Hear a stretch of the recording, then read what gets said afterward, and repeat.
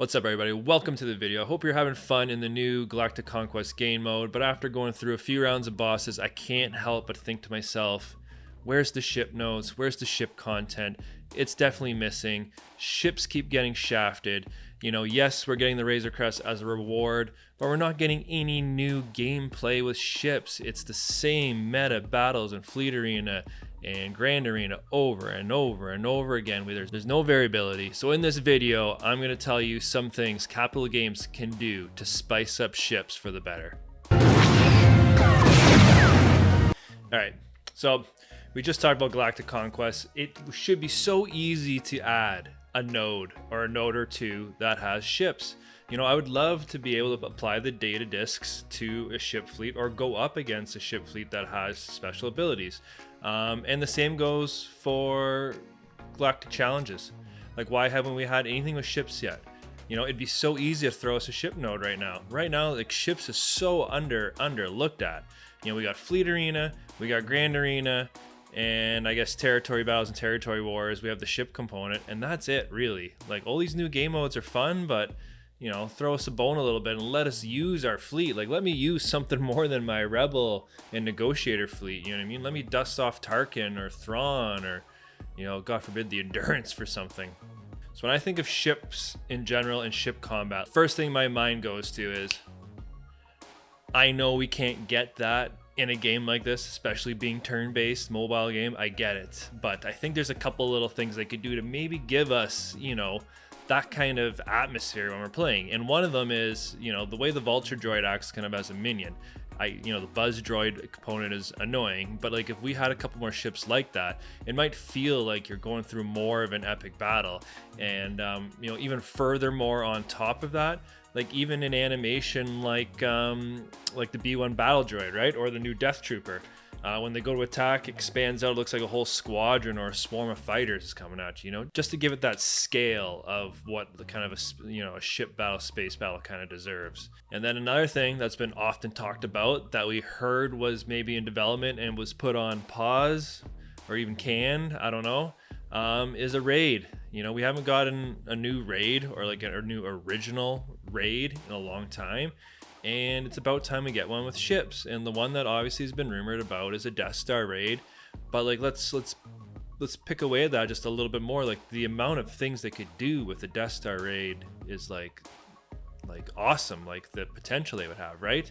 You know, if we're going Death Star 1, you can have it totally 4 phases of all ships, you know. Taking out turbo lasers, taking out TIE fighters, doing the trench run, and then maybe against the thermal report or a thermal exhaust port or something like that. You can incorporate Rogue One elements into it, right? You can have a ground-based, you know, first wave getting the planes. You could have a second one, the battle above scare. If you could throw in a Vader phase, you can throw in, you know, them rescuing the princess from the Death Star as a phase, and then you could obviously have the actual attack on the Death Star elements as well. So you can combine, you know, squad and fleet elements in a raid like that, which that'd be the way I go, you know, kind of like the gas, unlocking gas, right? You had that ship component above. I like that, go from ships to, you know, your squads. And then if we go to Death Star 2, we have the ATSTs on the Endor. We pretty much already have that in the, you know, the Ewok challenge, whatever it is for the event that comes around. So just reskin it, rescale some things, you know, rejig it a little bit, and you know, you're good to go. You can have a phase that's taking out Vader's Executor, right? Have the Super Star Destroyer right there, and your whole guild has to work to take that sucker down. You can have a phase that's against the Emperor and Vader. You can have the trench run with, you know, going into the superstructure with Wedge and Lando. You can have, you know, the final assault on the actual reactor itself. So like there's so many things they can do with the Death Star 2 raid, and I think the Death Star 2 raid would be a lot of fun. That'd be like my personal preference, but if they do the first one, looping in the Rogue One elements, I think would be on point with that Death Star 2 raid. And the thing about raids is we get a new character that comes along with it, so plenty of opportunity to introduce a new ship as a reward there. Okay, so another thing they can do. No one's gonna like this. Capital Games, I don't want you to hear it, even though I know you're not watching. But just hear me out. I'm not saying I'm voting for this. I'm not saying we need it. I'm saying it's something that would definitely spice up ships, and that would be mods. Yes, mods. I know some of you don't like them. They're tedious, but we already got mods on characters anyways. And the cool thing I think about mods is when you're flying maximum relic out fleets. Like for example, I always use my Relic 7 Rebels, and I'm always going up against Relic 7 Negotiator, Relic 7 Malevolence. Like, there's no variabilities. I can go through 3 or 4 Negotiator fleets, and if they have the same fleet lineup, like, the only variability in the battle is RNG. That's it. You know, everyone has the same speed, you know, assuming everyone has the same relic level and mods and whatnot. Everyone's going to be the same speed. You know, you don't have to research an opponent before you fight them. It's just the same monotonous fight over and over and over again.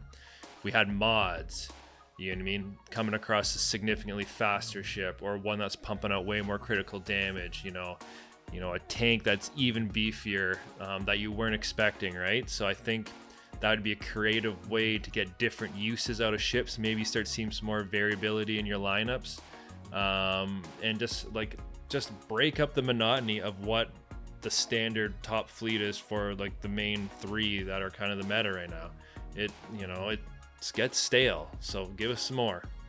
And you know, those are all like little added game modes and stuff like that. Like, I would love to see that, but the easiest way Capital Games can spice up ships is just give us more ships, right? Capital ships are basically your leader abilities, right? And we only have a handful in the game. We have enough ships, fighters for some of these factions that they can actually support 2 capital ships, and they don't necessarily have one. So let's just quickly rhyme off some easy ones they get out of this game, you know, soon as possible, please. And it'll start breaking up, you know, kind of the meta and giving some more variability to use. So let's talk capital ships. We can do Corona class armed freight, which is Hondo's flying saucer, right? That could work with bounty hunters. Easy one to do. Vader's Devastator, technically already in the game, although I think it's just a reskinned Tarkin ship, but Vader's Devastator. But that would give the Empire 3. But anyways, another ship, all the better.